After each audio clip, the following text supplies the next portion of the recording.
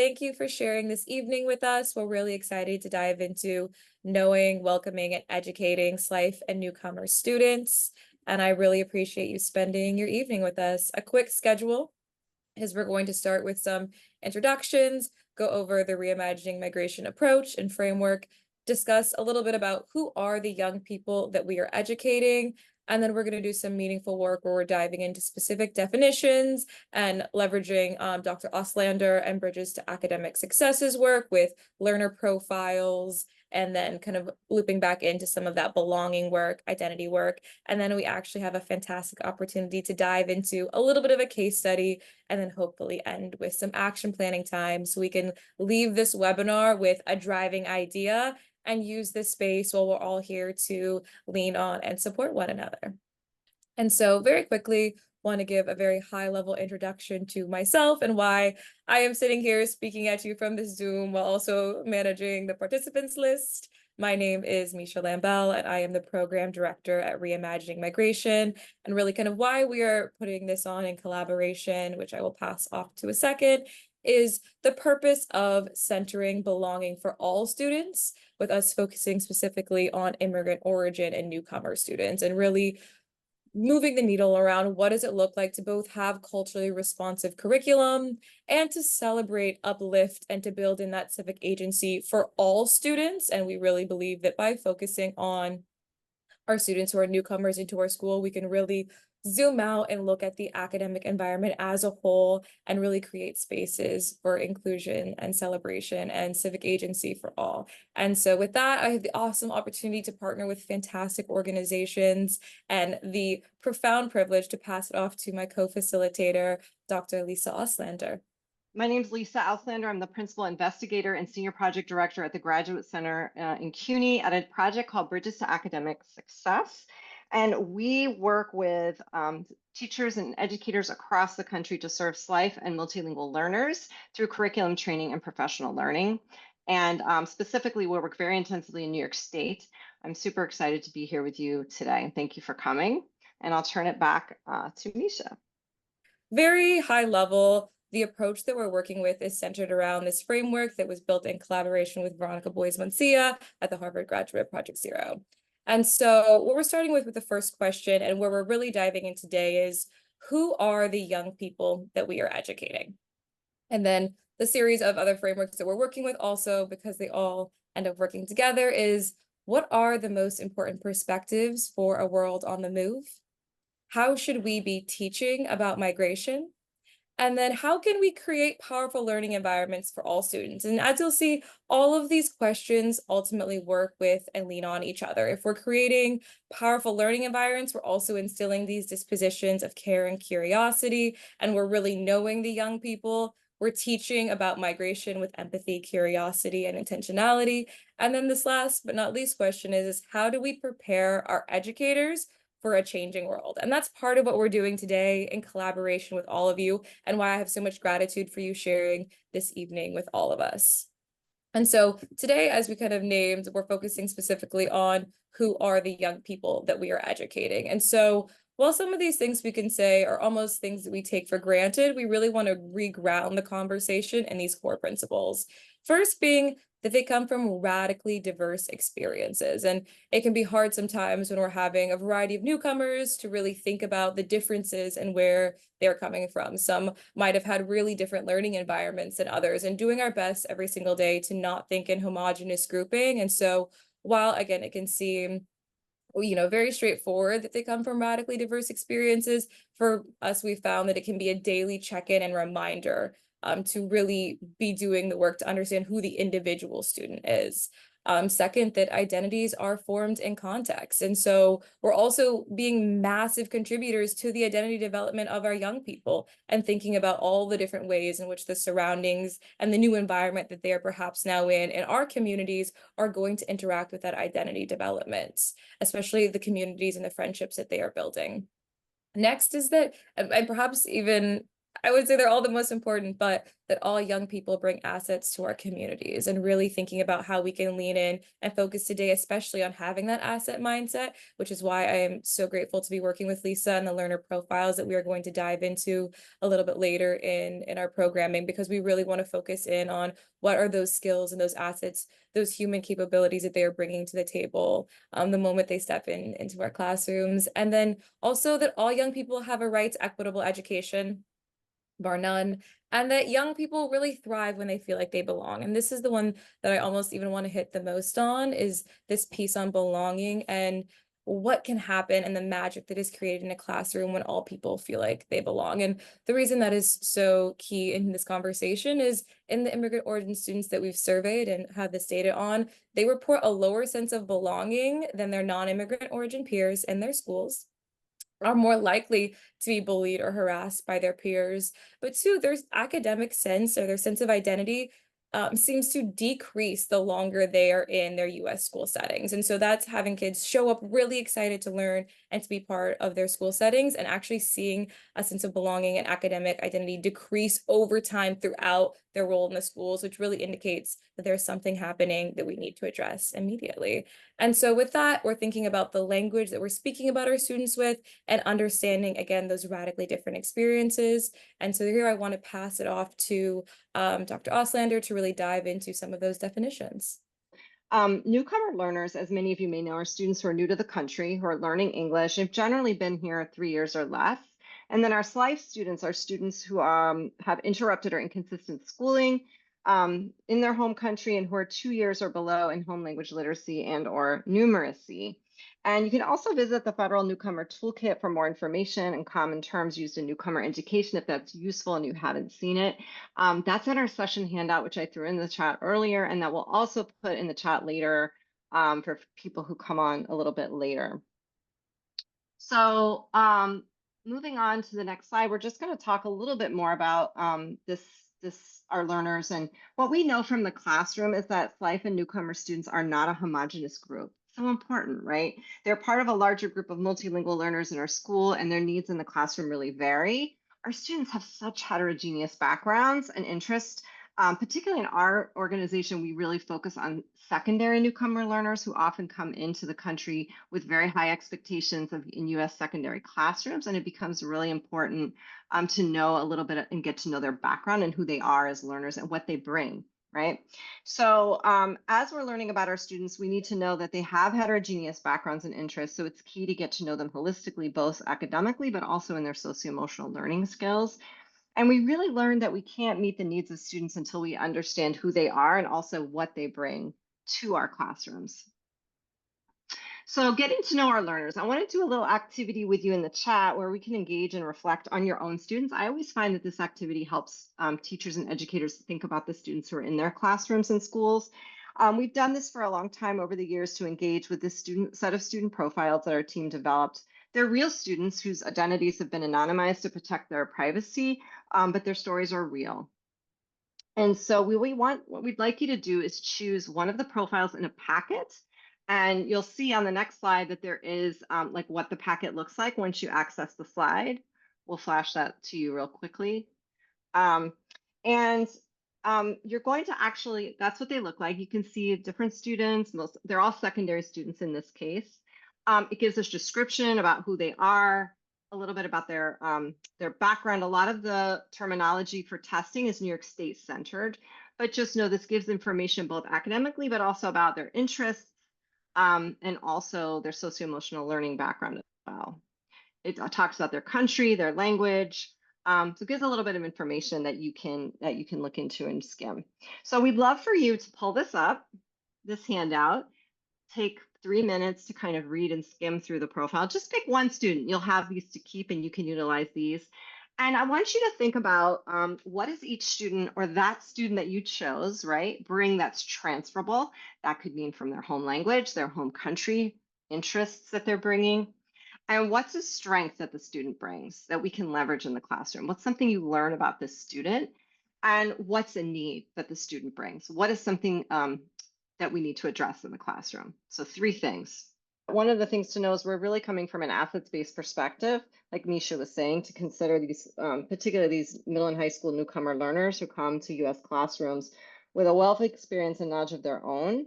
So just want to say that and kind of come with that mindset. I want to talk a little bit. I'm going to get into one of the students, but I want to talk a little bit. We talk more generally about transfer, and some of you make great connections to transfer. And I'm going to talk a little bit about home language transfer. And just to unpack that a little bit and think about what we mean. And some of you may be very familiar with this, others maybe not so much. But Cummins, which is a researcher, talks about home language transfers and provides this graphic. And what we mean here is describing what students transfer from the home language to a new language, right? So any of us who are learning new languages have some ability to transfer into the new language from what we already know. So in some cases, SLIFE students in particular may not have developed home language literacy as an advanced manner because of their interruptions in schooling, and so may need explicit instruction in areas of language development that have implications for classroom instruction. However, they may bring informal types of knowledge and understanding that we can leverage, and some in very advanced ways, as we see, which I'll get into when we talk more about one of the students. But just some real descriptions of that, like conceptual knowledge, our students may, for example, not have had formal schooling and maybe not have had formal training about concepts like photosynthesis and what work expectations are, particularly in secondary classrooms. So understanding the concepts in an academic manner may need explicit instruction, more so than you might do for another secondary student. Students might also need things like metacognitive and metalinguistic strategies. And those are just words that mean thinking about thinking. So ways to reflect is metacognitive, and thinking about language, helping our students unpack and think about their own language, if it's a bilingual setting, or the new language as well. So making those connections. And we do this through scaffolding, right? Through strategies of visualizing, visuals or graphic organizers, but also things like mnemonic devices and vocabulary strategies in the classroom. So all of those are sort of anchors for our students. Also reflections. We also do things in some of our curricular activities like math autobiographies. Helping students build confidence through the metacognitive and metalinguistic strategies is a really great way to build on transfer.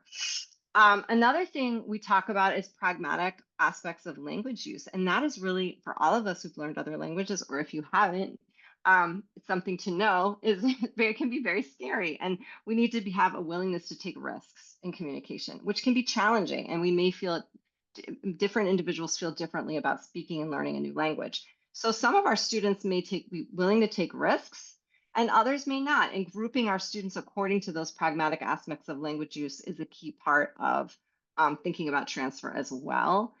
And then finally, foundational literacy. I focus a lot in the secondary realm for middle and high school students. So a lot of our students come without foundational literacy in their home language. And so then we're surprised when they don't have foundational literacy skills in English.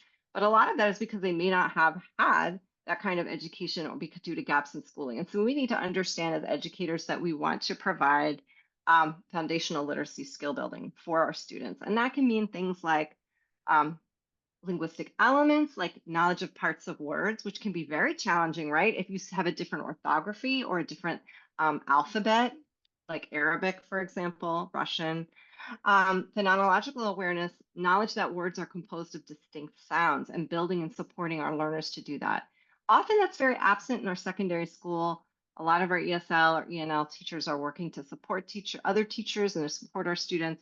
But having these background and understanding can be useful to helping our students build these skills in home language, and if not possible, at least start that process and in the English classroom, and also make use of home language. When we're learning a new language, we're always constantly going back to the home language, especially in the beginning. So I wanted to share that a little bit because we throw around these terms, and I wanted to make that explicit in just thinking about our students. And I wanted to share and dig into Sandor. Some of you had some lovely things to say about Sandor. I think she's such a wonderful student. And thinking about her skills, she's one of the students that we highlighted. Some of the things that she brings to the classroom is that she's extremely responsible, right? She has a lot of self-regulation skills, which in my mind, not only many adolescents, but many adults haven't yet developed. It's a challenging thing to have self-regulation skills, and something that we want everyone to learn and continue to learn, sort of a lifelong process, right? Special knowledge and skills. She's an activist. She's lived in a refugee camp. She definitely has had to build resilience. She's also had a lot of experience doing family care, and she also loves to dance. She has traditional dance that she engages in. Once we start to get to know these things about Sandar, we can leverage those in the way we do instruction, whatever class she's in. And the final one I'll highlight is the pragmatic use of language. Sandar's not afraid to take risks. She's quite mature for her age. She's had a lot of life experience. So we can also group her as well, um, accordingly, right? You can group your heterogeneous collaborative groups to include Sandar in a setting where she can thrive and take risks and maybe support someone else who's a little more careful. In terms of needs, yes, we know that all these strengths can help leverage her needs and her gaps that she hasn't yet accessed in terms of foundational literacy learning. She needs conceptual academic thinking, but more from an explicit instructional standpoint. She needs support in comprehending, decoding text. She's new to print, so she'll also need help lifting words off the page and letters. This is going to be new for her, so she's going to need a lot of additional intervention and support in order to be successful. That's provided in US schools normally in elementary classrooms, but as we go through middle and high school, that starts to fade and not be a resource. So you can be an advocate for Sandar and making sure she gets those additional interventions.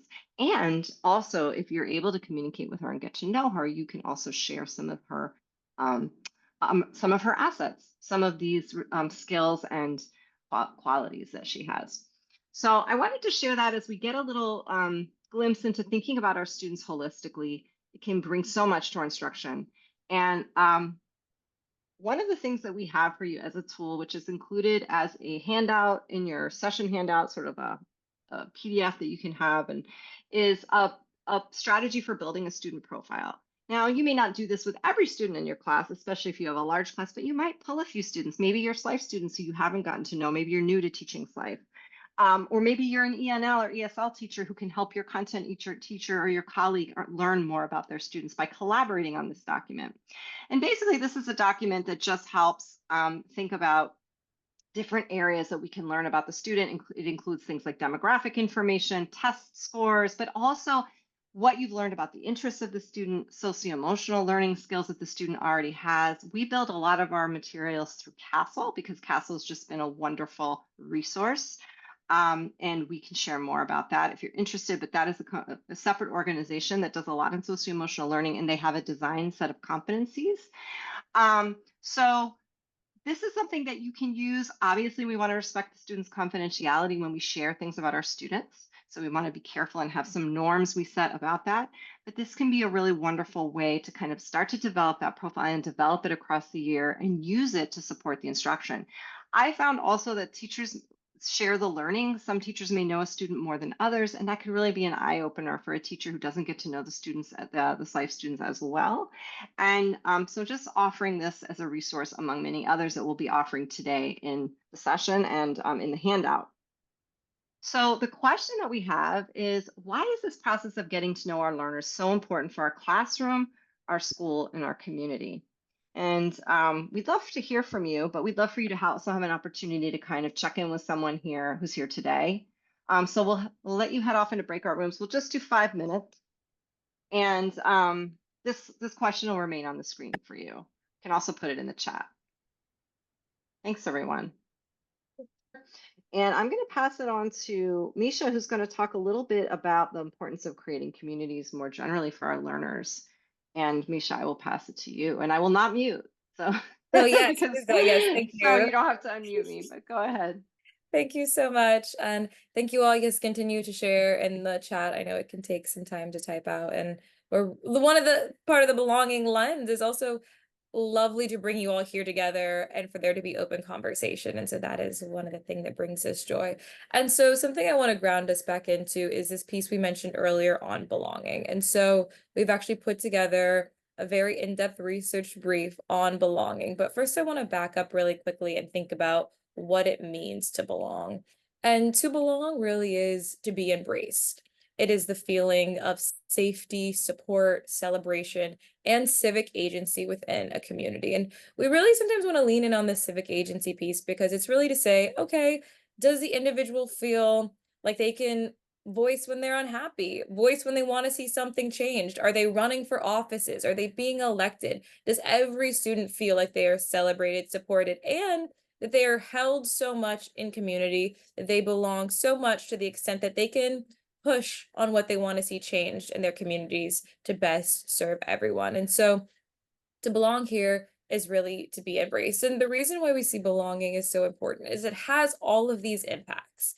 And so, one, psychological well being. We know that we're in a time where there is a loneliness epidemic among young people, among adults as well, but especially among young people. And we see belonging and the science behind it and the research indicates that it directly impacts psychological well being, academic success, social cohesion. It is reducing prejudice, promoting inclusion, addressing belonging and receiving against othering, identity development, and mental health supports. And so we're seeing here when you have areas where you're having increased tension or friction between communities on campus. It is really this promotion of belonging that addresses the division. And when everyone feels seen and supported and like their position of inclusion is not threatened by another's position of inclusion because everyone truly belongs, that is when we see fantastic moves within, again, academic success, but also just joy and excitement to show up to school as a young person. But the overlying message is that these beautiful things that are created when there is a promotion of belonging do not just happen.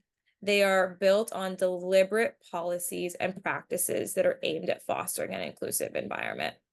And one step to get there is to actually think about our role as educators and the adults in the room and to complete our own identity engagement. And so while this is a tool that you can use with students and there would need to be scaffolding and augmentation for ages, right? For kindergarten, you're going to have a few different questions and then also need to be translated into students' language of choice. But it can be useful for them to also name the individual characteristics that they recognize and notice. But where this tool is also really useful is for us as educators and people who are in the room with young students to complete for ourselves. And so we have that moment of tension of wrestling with our own identities because when you feel like you belong, it can be really hard to notice what belonging might feel like for those outside of it. And so you could say, everyone in my school belongs because I belong. I feel so safe and supported. And so it can be hard to then notice outside of that. And so completing this identity engagement, really understanding oneself, and then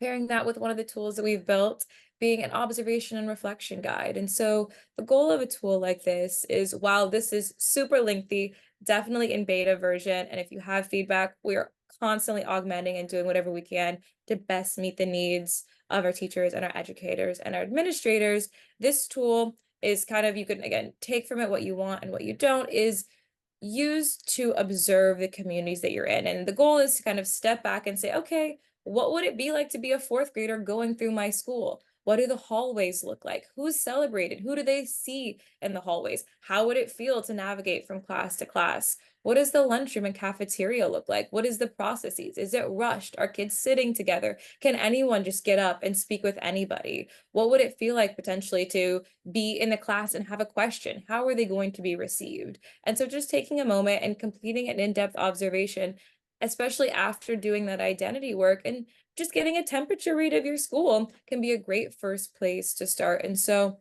when we're thinking about ensuring safety and inclusion, we really want to provide tools that allow us to try to get into the mindset of what it would feel like to be a newcomer in third grade, really excited to make friends, but not sure what it looks like to navigate your school. And so something we want to pass on back to Dr. Oslander is an example of what a case study looks like. Sure. Okay. So to tie some of these ideas into real world examples, we touch here on a case study that Bridges performed across 5 schools, all secondary schools. We learned a lot from the schools about how to build a welcoming community and some key elements to helping students feel they're integral part of the school community. And all of them, what they did in common is they're using some of our resources. Of course, that's why we're involved with them, but we also found other things that they did besides utilize our resources to support their students. And so I wanted to touch on those themes. Some of them will probably be very familiar, but helping students feel safe, which already came up in several different kinds of examples. Improving student confidence, Celebrating achievements. This could be academic, but also other kinds of achievements. There's a lot of schools that we have in the study that talk about that do after school, during lunch, before school events, where students can participate in other ways other than academic. Differentiation. So they have opportunities to work in different kinds of groupings. There was a lot of different kinds of emotional support. Obviously, bilingual counselors are wonderful. If that's a possibility, it can be challenging because our counselors have huge caseloads. If you're a counselor, I'm sure you could share many stories with us about that. Um, and then going back and tying into what Misha said, a lot of our research showed that providing that safe space for students, including during lunch, is so important to them feeling a sense of belonging. And so it really should not be just the classroom, although starting with your own classroom is a wonderful and really key important thing. It's also really important in the school as a whole and the district to think about strategies through intake, as someone mentioned, throughout the school year as students are coming in, and then how we're transitioning students as they move into different kinds of classes. So that's something our research showed us. Another thing I wanted to share, it's always fun to shout out an educator who's really done great work. And so I wanted to share about one of our lead teachers at Bridges, who is a secondary high school teacher who works in Brentwood High School in Long Island, New York. She demonstrates many of these practices we described. She started teaching the Bridges ENL ELA program in 2016. She speaks English, Spanish, and Turkish and has a master's degree in liberal studies with a focus on linguistics. She's also become a teacher leader to other teachers. I just wanted to shout her out because she does have some examples of practice, but just a little bit about her students on the next slide. Her students are mostly from Central America, Honduras, El Salvador, Guatemala, and the curriculum and resources that we offer has served her students to support their foundational skill development in both English and Spanish. Some of the things that she does, that some of which can be transferable to other kinds of classroom, is that she does have a standalone class that specifically directly supports not only their academic skills, but also those foundational skills for those who need them. Not all of our students for SLIFE need that, but many do. She has a focus on writing and supports differentiation based on students' needs. We also have a writing rubric that we use at Bridges that supports not only content, but language goals. It can be really great for giving targeted feedback that we train on. She gives a lot of progress monitoring embedded in her instruction with very targeted feedback with a focus on glows and grows. And she integrates many socio-emotional supports for her students. Like many of you started to mention some of those. We also do a course that kind of does both the instructional and socio-emotional supports in the classroom because we know that this makes such a difference. On our website, we also have a little video called Walls That Talk that it's about a different teacher actually, but kind of with the same idea of what does it look like to have a positive physical environment? And are there things that you can take depending on your class from these examples to support your newcomers or your SLIFE students to create that positive physical environment that they can utilize independently of the teacher? So just some examples about a teacher we wanted to share. And her classroom and approach have also have produced results. In terms of reading skills, last year her students, she had about 46 students. Her students gained an average of 1.9 levels on a reading assessment that we utilize. They've made gains in test scores. In this case, this is her language development test score, and also in their writing skills. So from beginning of year to end of year, we saw that a lot of her students made progress. So these results really demonstrate to us that when provided with the adequate instructional materials and strategies and paired with a welcoming environment, our SLIFE and newcomer students can make a lot of progress. So that we have a lot of videos in that linked handout that you received. There's a lot of resources on our website, including videos of actual classrooms. There is one we linked for Nafia and her colleague Renata. So you can access that. If you go a little deeper on the website, you'll find that Walls That Talk video as well, which I'll try to link while we're talking because I don't think that's in the handout. I hope you're getting a few ideas and hopefully you can utilize the resources as well as some of the ones that people are throwing in the chat today. So I'm going to turn it to Misha, who's going to talk a little bit more about how you can action plan and think about one takeaway from the session. And so I'll turn it back to you, Misha. Thank you so much. And again, really lovely to step inside a classroom and just share so much support for our fellow educators. Now, we go to 6:15 because we wanted to have time while you were all here together to dive into action plans. And I think actually the best course of plan is for us to highlight some of the other resources that we have and then come back and leave the last little bit of time for us to be in breakout rooms and discuss these action plans. But essentially what we do is put together action plans for addressing the change we want to see in our classrooms. And so one example I want to give, and then the goal would be to put you into breakout rooms and share potentially driving ideas or questions while you have this cohort together. But to begin that, an example is we're working with a teacher in Massachusetts, and something that she noticed or a driving idea or question she had was one of her newcomer students seemed really anxious and stressed, both before heading to lunch, while at lunch, and after lunch, and there had been some altercations with some of the lunch staff and this individual student. And so she was planning on putting together a programming for like how to orient oneself around the cafeteria. And so a few things that they had found while bringing in the resources and having conversation with the student was one, the student just wanted to eat the fruit there. That was what she was used to eating. That is what she wanted to eat. She didn't want to peel it. She wanted to cut it with a knife. And she wanted to be able to get up and go get more fruit whenever she wanted to. And for many of us who do any sort of work around lunchrooms, especially within many classrooms across the United States, we know that there's often a very regimented process. It is in and out very quickly, and there isn't often that level of flexibility. And in some places, there isn't even different language options for knowing what the food that's being served is.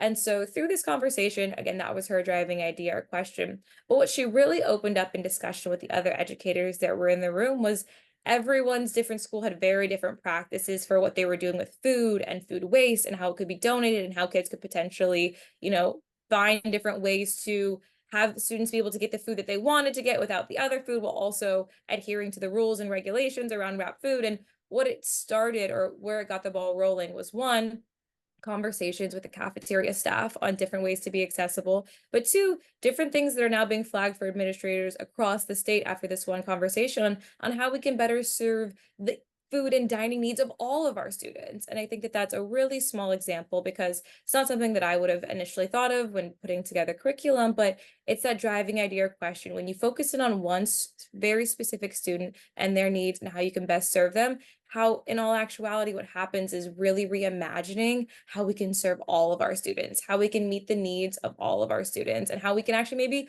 reimagine systems to be more accessible for our students. And so well, I do want us to have time at the very end to come back to these action plans. We know that some people often have hard cutoffs at the hour, so the schedule is to go to 6:15, but I just want to make sure that everyone can hear some of the resources. So I think I'm actually going to do a quick adjustment and we'll come back to this action planning in a moment.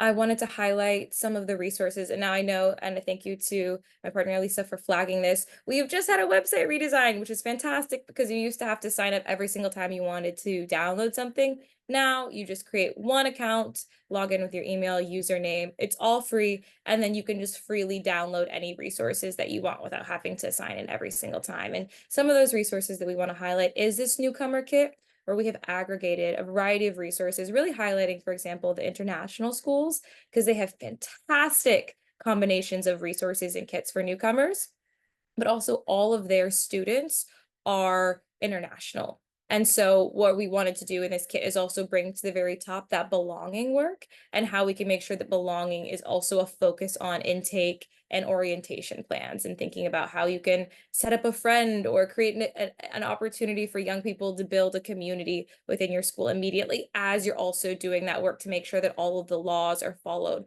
around language. Another thing that we have is a student survey, a student belonging survey, where you can ask students, a little bit about their experience in schools. And then that is a different type of tool. So that's more of a student facing tool. So we have kits, more student facing tools. And then we also have really brief lesson plans and materials you can use directly in your class. An example of this is not a content specific lesson plan, but a community building or community guideline building lesson plan for teachers to build their community guidelines with their students as collaborators. And maybe you do this in the beginning of the year, and every time you have a newcomer student, we find a ways to pause and readdress and build new community guidelines with them included. And so these lessons can span from 5 to 10 minutes to full 50 minutes here. And the idea is that it can be adaptable and accessible. And so I want to make sure that I didn't lose Lisa really quickly because we're about to dive into some of the Bridges resources. Yep, okay, I will unmute. There we go.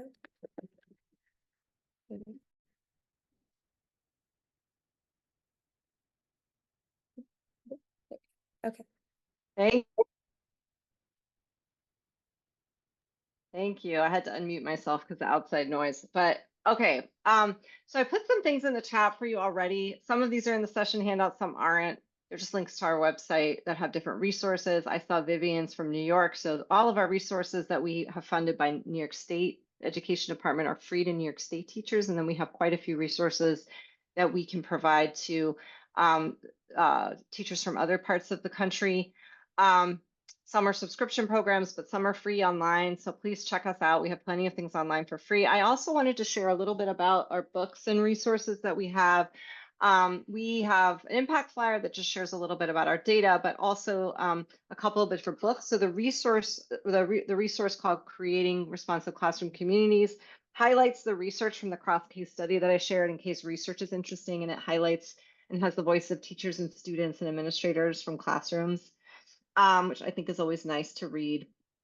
A more practical book that we offer, we're featured, as is Reimagining Migration, in a book called Humanizing Education for Immigrant and Refugee Youth. It's practical. There are many strategies for the classroom, and we're featured in one with one of our teachers doing and working, showcasing strategies from our curricular programs. Another book we have is specifically designed for school leaders and administrators, district, school-based. And my colleague and I wrote this book, includes tools and resources, including the profile that we share, but a lot of other resources that are specifically for teacher leaders and leaders in the school. And check it out if it's going to be useful, or if you know someone that might find it useful. There's a lot of things like you can replicate and use in your schools. And it's really about a systems-based approach for supporting multilingual learners in the school. On the next slide, we are offering at Bridges a course based on this book, my colleague and I, for school and district leaders. So it's in the session hand. I don't know if you know anybody who would be interested in taking it. Please have them register or have them inquire. And we would love to have our leaders in our course this summer to share and collaborate. No homework, just to share that it's really about building a community and also building an action plan throughout 5 sessions. And I think that's it. So I'll turn it back to Misha. We really loved having you today. Thank you for being here, for just engaging. You can tell it's a wonderful group. You've been very engaged throughout, and we hope that you will keep in touch with us. Yes, and we still will do the, for those of you who want to stay, we'll still do the action plan. Yes, we definitely I just will. wanted to, just want to make sure that if anyone needed to leave at the hour. We do have a survey that we'd love to fill out, love for you to fill out. Well, I'll come back to this at the very end. Just wanted to flag that for anyone who has to hop, that when you fill out the survey, there's also questions on what programming you want to see in the future, or if anything comes up when you're in your breakout rooms and you say, hey, we have this really great idea, but we'd love support on implementing it. We can come back and have you fill it out in this chat. And so right now, I'm actually, for those of us who are still here, going to set up breakout rooms and give you about 4 minutes in a breakout room for those of you who stay to discuss with a peer what a driving idea or question is that you have in your community. And then we can come back together. And if you have needs or support around that driving idea, throw that in the survey. And it is also at the very bottom of our handout.